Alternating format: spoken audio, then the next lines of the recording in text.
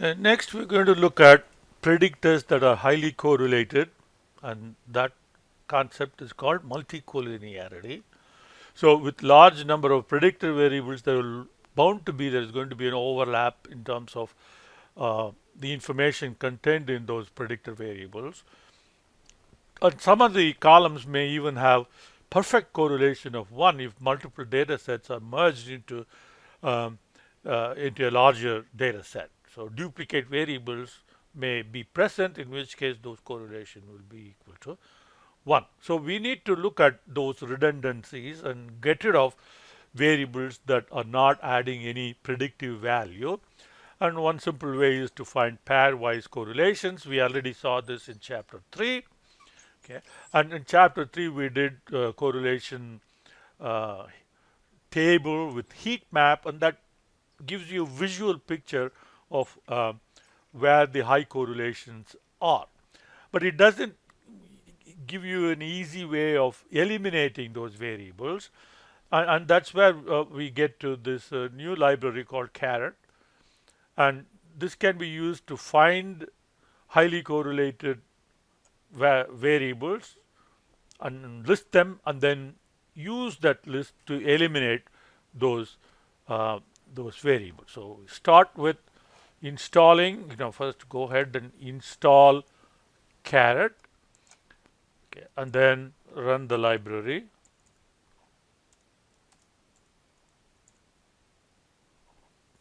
Caret.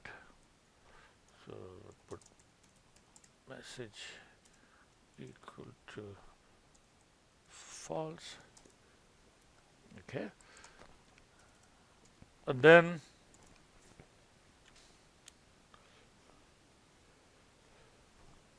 uh,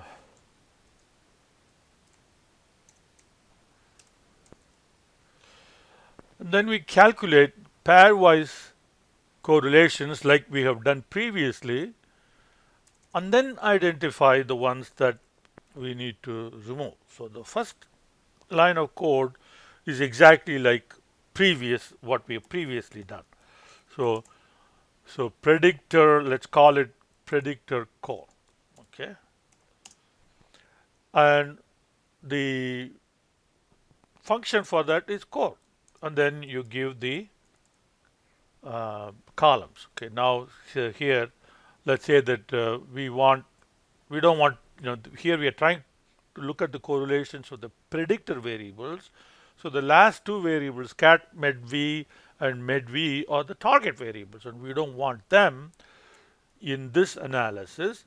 So we'll say get rid of 13 and 14, and for the remaining, compute the predictor, compute the correlation, right? So if you run that, then it's going to give you a bunch of correlations like that.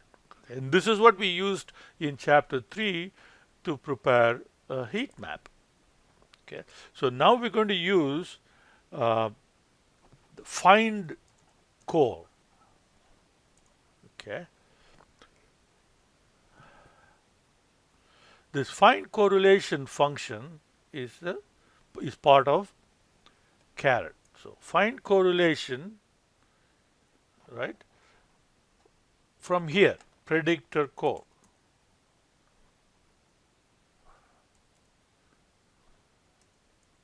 Predictor core is the matrix that has the correlations. Now if you run that, it's going to tell you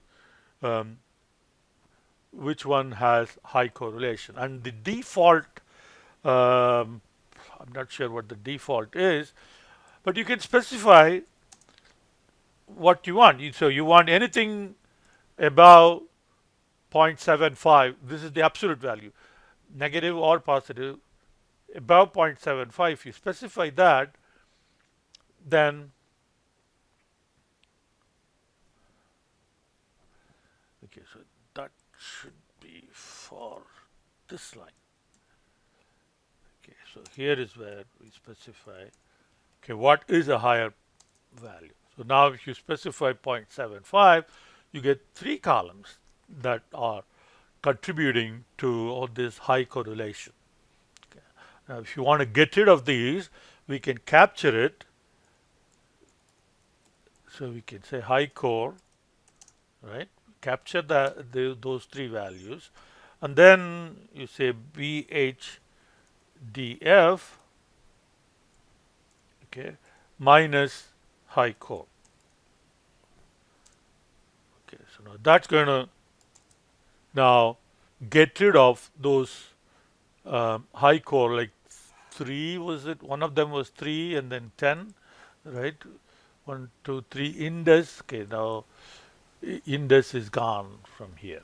Okay, of course, if you want to capture this, we can capture this, say, let's say reduced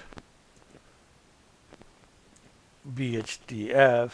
Okay, reduced BHDF is BHDF with the high correlations removed. So then reduced BH now has only 11 variables as opposed to what we started out with, which is 14 variables. Yeah. There is another function that we can use that is called near zero. Near zero variance, okay, that's variance. So if a column if a predictor column has the same value all the way through, so that means it doesn't have any variance at all. Variance is 0. So using that variable as a predictor is useless, okay, because there is no change in value. So predictors must have lot of variance, then only it has more predictive power. So we can use this near zero var variance, that is, this is not variable, near zero variance. Okay, so that will identify the variables that have very small variance. So we can say BHDF. Now that's going to tell us which variables have near zero variance, and here that's 0. So there is no variable that has near zero variance. So we don't know.